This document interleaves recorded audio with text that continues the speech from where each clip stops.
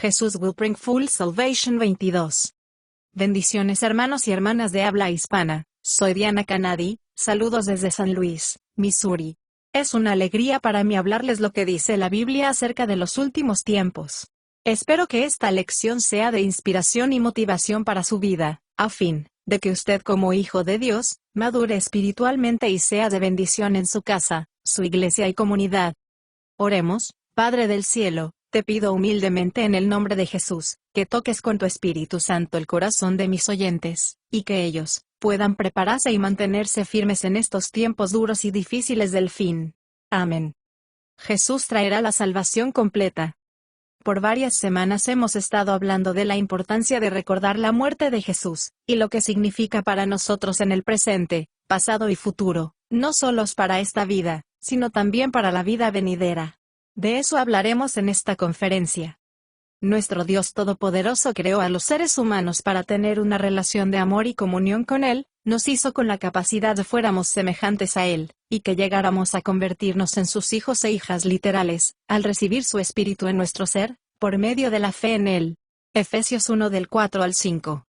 Recordemos el plan eterno de Dios. Él creó este mundo para que fuera un hogar eterno para Él, sus hijos y sus hijas. La Biblia comienza con Dios en la tierra y termina con Dios en la tierra, el eterno hogar para su familia. Génesis 2 y 3, Apocalipsis 21 del 1 al 5. Sin embargo, el primer hombre, Adán, eligió separarse de Dios a causa del pecado, y el pecado de Adán produjo maldición, corrupción y muerte para toda su descendencia. Génesis 2:17, Génesis 3 del 17 al 19. En Romanos 5:12, dice, por tanto, como el pecado entró en el mundo por un hombre, y por el pecado la muerte, así la muerte pasó a todos los hombres, por cuanto todos pecaron. Debido al pecado de Adán, todos los seres humanos nacen con corrupción e inclinación egoísta, su naturaleza se pone por encima de Dios y de los demás, la tierra misma está impregnada de corrupción y maldición, por eso, todo en este mundo se deteriora y los seres vivos mueren. Jesús vino a la tierra hace 2000 años para morir en sacrificio por el pecado, para abrirnos el camino para que todos los que creemos en Él seamos restaurados, y reintegrados a su familia y volvamos a ser santos hijos e hijas, tal como es Él. Jesús vendrá de nuevo para limpiar el hogar familiar, esta tierra de todo pecado, corrupción y muerte, para unir el cielo con la tierra, y establecer el reino visible y eterno que la Biblia lo llama los cielos nuevos y la tierra nueva. La primera venida de Jesús marcó el comienzo del proceso de la restauración de su creación, de su familia y su hogar familiar. Para esta restauración, Jesús activó el plan eterno de salvación con el fin de recuperar su familia muriendo en sacrificio por el pecado en la cruz. Este plan ya se está ejecutando, pero aún no se ha completado. Su familia y su casa familiar serán plenamente restaurados, cuando Jesús regrese otra vez a este mundo a completar el plan de salvación que comenzó en la cruz. Cuando creemos en Jesús, somos limpiados del pecado y habitados por su Espíritu que produce en nosotros la vida de Dios, y nos hace hijos e hijas de Dios, santos e irreprensibles a sus ojos. Juan 1 del 12 al 13, Colosenses 1 del 22 al 23. Ahora somos plenamente hijos e hijas de Dios, pero aún no somos todo transformados a lo que estamos destinados a ser en nuestro carácter, deseos y comportamiento. Por eso, nuestros cuerpos siguen estando sujetos a la enfermedad, la vejez, el deterioro y la muerte, el desastre. Las dificultades en esta tierra todavía no han desaparecido. Cuando Jesús regrese por segunda vez, establecerá la salvación completa en este mundo, tal como lo ha planeado en Hebreos 9 del 26 al 28. Jesús vino la primera vez para perdonar el pecado, pero al final de los tiempos volverá para eliminar el poder de pecado de una vez para siempre que comenzó con su sacrificio y muerte en la cruz. Actualmente vivimos en un mundo en el que las cosas no son como deberían ser, no como Dios las creó y planeó, porque el pecado deterioró todo. Por eso, la corrupción, el dolor, la pérdida y la muerte están a la orden del día. La salvación completa incluirá la resurrección de los muertos, la restauración del hogar familiar en este mundo, y el retorno a las condiciones que el hombre gozaba antes del pecado, que produjo corrupción, enfermedad y muerte. Pero cuando venga en su segunda venida toda esta maldición será eliminada para siempre. En Romanos 8 del 21 al 22, dice, porque también la creación misma será libertada de la esclavitud de corrupción, a la libertad gloriosa de los hijos de Dios. Porque sabemos que toda la creación gime a una, y aún está con dolores de parto hasta ahora. En Romanos 8:23 dice, no solo ella, sino que también nosotros mismos, que tenemos las primicias del Espíritu, nosotros también gemimos dentro de nosotros mismos, esperando la adopción, la redención de nuestro cuerpo. Mediante su muerte, Jesús nos restauró para la salvación. Él abrió el camino para que pudiéramos ser salvos y habitados por el Espíritu Santo, sellados y marcados como propiedad de Dios, y asegurados para el día de la redención completa, y la liberación final a través de Cristo del poder del mal y de las consecuencias de pecado. Efesios 4:30. En este mundo, Dios está desarrollando el plan perfecto para recuperar su familia y su hogar familiar. A través de Jesús, Dios está trabajando en este plan eterno de salvación a través de las Santas Escrituras, desde que el hombre pecó en el jardín del Edén. La Biblia es la colección de 66 libros que cuentan la historia del deseo de Dios por recuperar su familia, a través del sacrificio de Jesucristo en la cruz. En cada libro la historia de la salvación avanza. La Biblia tiene 50 libros de historia, 25 de profecía, y 25 de instrucciones para la vida y transformación de sus hijos. Cuando Dios creó a Adán, el padre de la humanidad, ya sabía lo que iba a suceder con su creación, sabía que el hombre se apartaría de su presencia a causa del pecado, por eso planeó en la eternidad. Dios mismo se encarnó para morir en sacrificio por el pecado, para abrirnos el camino para que regresemos a ser parte de su familia. Tras la caída de Adán en pecado, el Señor comenzó a revelar su plan profético, revelando a Jesús a través de las Escrituras. Dios le dijo a la serpiente, al diablo que tentó a Adán y Eva a pecar, de ahora en adelante, tú y la mujer de la tierra serán enemigas, pero de su descendencia nacerá el Redentor que te quebrantará la cabeza. Génesis 3:15. Jesús es la descendencia prometida. En Gálatas 3:16, dice, que la mujer es María, la Virgen en cuyo vientre encarnó Jesús y tomó naturaleza humana. Lucas 1:35. Con la crucifixión, el diablo intentó de detener el plan de salvación, queriendo destruir al Señor de la gloria, pero a través de su muerte, Jesús acabó con el poder del diablo, del pecado, de la enfermedad y la muerte para siempre. Lucas 22:3, Hechos 2:23, Primera de Corintios 2 del 7 al 8, Hebreos 2 del 14 al 15. Aunque Adán y sus descendientes no comprendieron completamente la profecía inicial del plan de salvación, a partir de ese momento el Señor empezó a obrar en el corazón del hombre con su plan glorioso de rescatar el mundo. De esto tratan los registros y documentos bíblicos que se centraron en revelar el plan de redención a la humanidad entera partiendo en el Antiguo Testamento. A medida que Dios revelaba más y más su plan de recuperar a su familia, conforme al plan que Él tenía en Cristo el Salvador prometido, los descendientes de Abraham, el pueblo judío, Génesis 12 del 1 al 3, luego una tribu de Judá, de Génesis 49:10, y finalmente, en la familia de David de donde descendería Jesucristo, segunda de Samuel 7 de 13 al 16.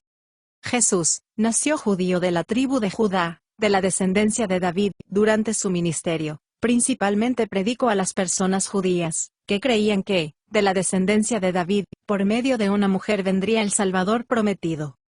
Aferrándose en las Escrituras, los primeros seguidores de Jesús, judíos descendientes de Abraham, sabían que vendría el Salvador prometido, el Redentor, el Mesías, el Salvador del mundo, el que con su sacrificio en la cruz del Calvario acabaría con la corrupción, la enfermedad y la muerte, que Él vendría a restaurar al mundo a su estado inicial en que fue creado antes que el pecado destruyera la unidad y la comunión con Dios, para establecer su reino glorioso y visible en la tierra.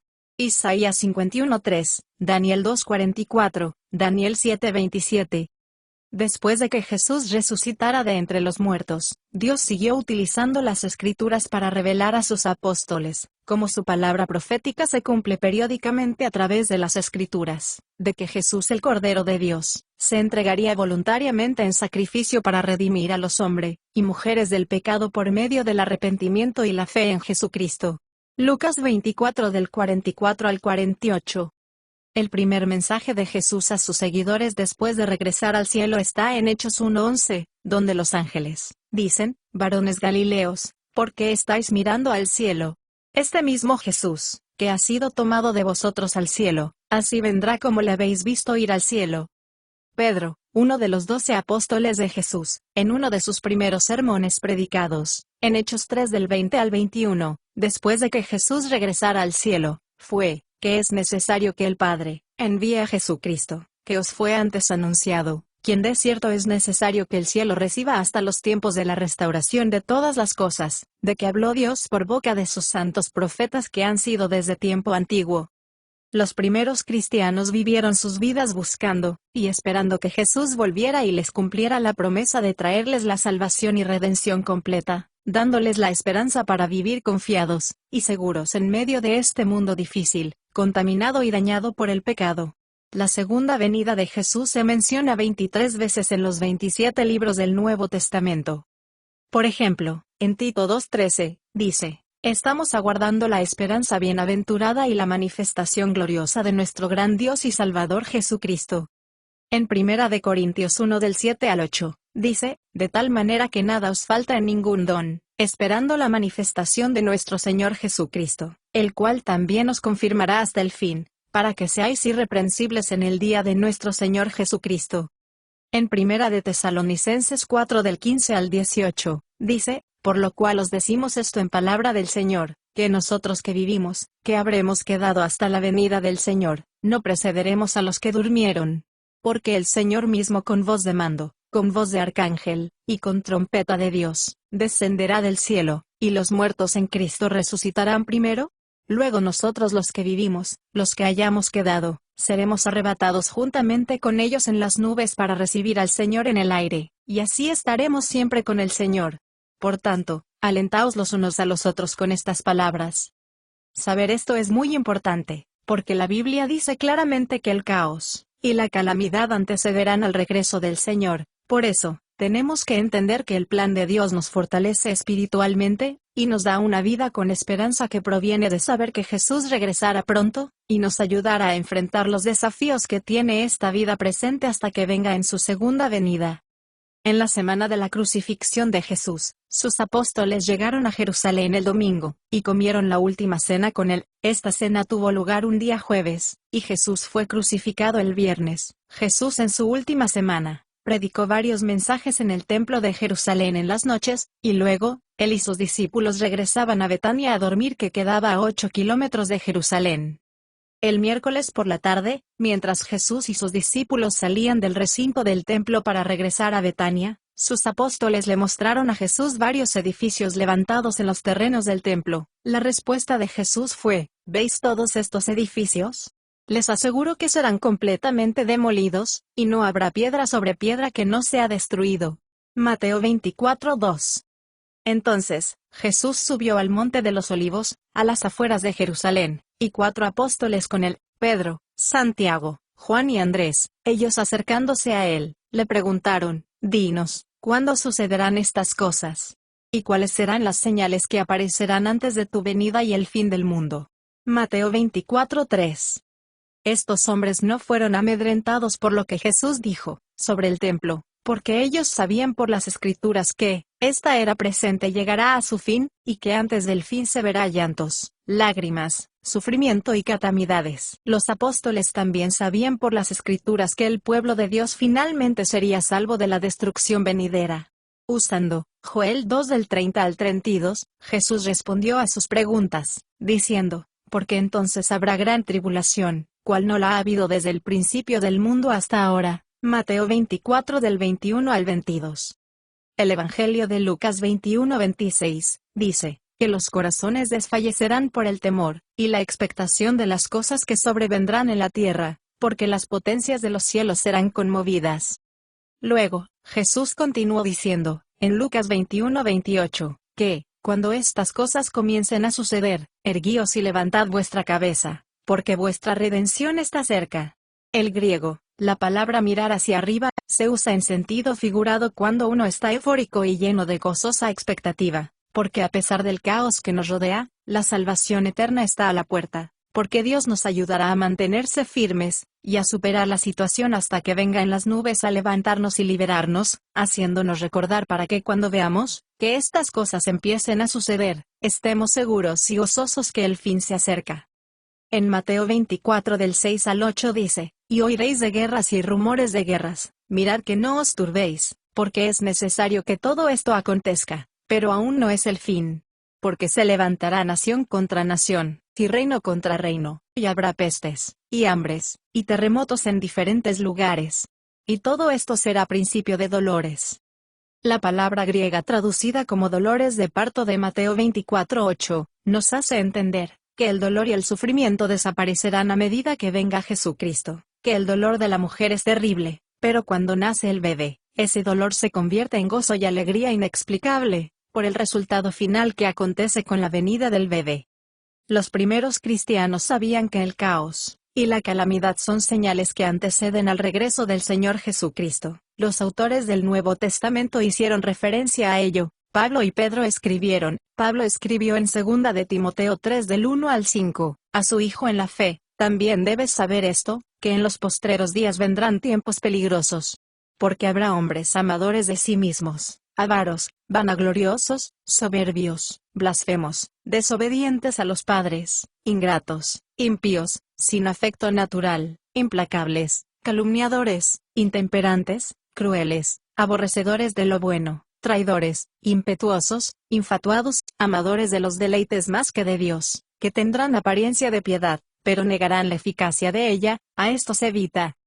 Pablo continuó diciendo, en 2 de Timoteo 3:13 al 15, que en los tiempos del fin, los malos hombres y los engañadores irán de mal en peor, engañando y siendo engañados.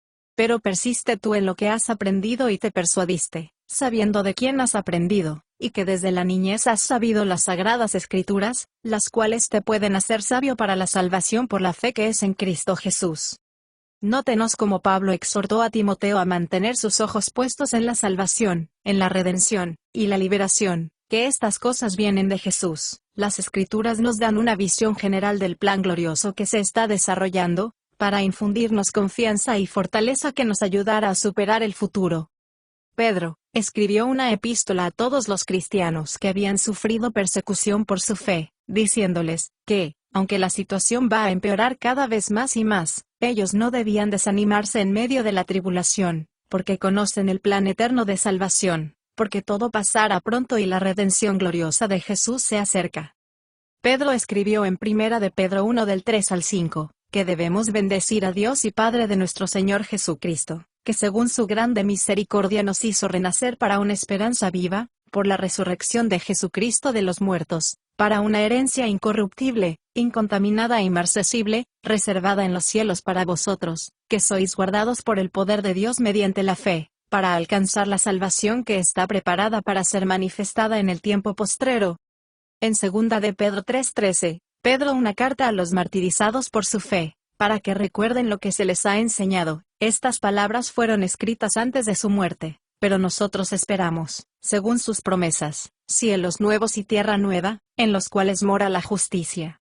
Jesús regresará pronto para completar su plan eterno de salvación en este mundo. Ya estamos 2000 años más cerca de su regreso. Sigamos el ejemplo de los hombres que caminaron y hablaron con Jesús.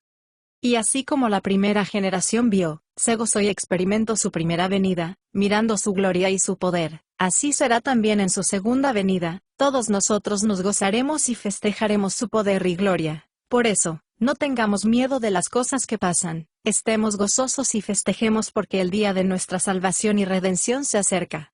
¿Te gustaría ver, gozarte y experimentar estos acontecimientos gloriosos que se avecinan a este mundo? Tenemos que aprender a mirar más allá de lo que vemos con nuestros ojos. Seamos fieles hasta el final. El Señor viene pronto a completar la salvación de su familia y a recuperar su hogar familiar. Mucho más la próxima semana. Bendiciones. Diana.